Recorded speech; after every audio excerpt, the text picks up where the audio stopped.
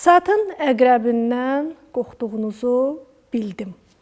Əvvəldə danışdıq bu barədə. Başqa nədən qorxursunuz? Əslində hər şeydən qorxuram.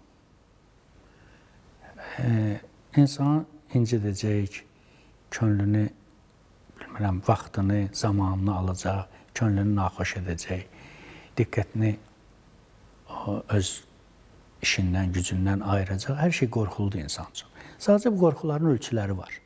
Biri çox qorxuludur, biri az qorxuludur, biri. Amma həyat qorxular üzərində qurulub. Qorxuram ki, birdən bir sözü düz demərəm. Qorxursunuz ki, birdən bir sual düz verməzsiniz. Qorxur ki, bizim əziyyət çəkən operator dostlarımız birdən o cür götürməz rakursu filan, işıq düz düşməz, kölgə. Yəni, hər kəsən bir şey üçün qorxur əslində. Bu qorxuları hiss edilənləri var, hiss edilməyənləri var. İnsan qorxu ilə yaşayır. Həyat qorxu üzərində qurulub.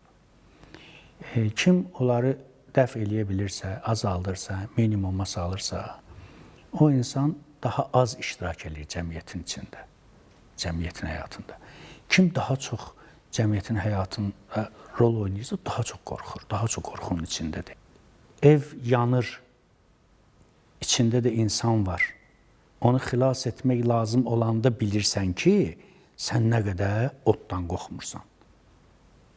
Doğru. Ora qədər sən də bilmirsən ki, nəyə qadirsən. İnsan bəzi qüdrətini məqamı gələndə bilir, öz gücünü məqamı gələndə. Çünki ora qədər istifadə eləməyib ondan. Onda istifadə edir.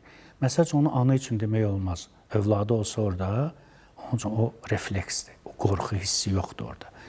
Və yaxud övladı üçün o qədər çox qorxur ki, özü üçün o qədər qorxmur.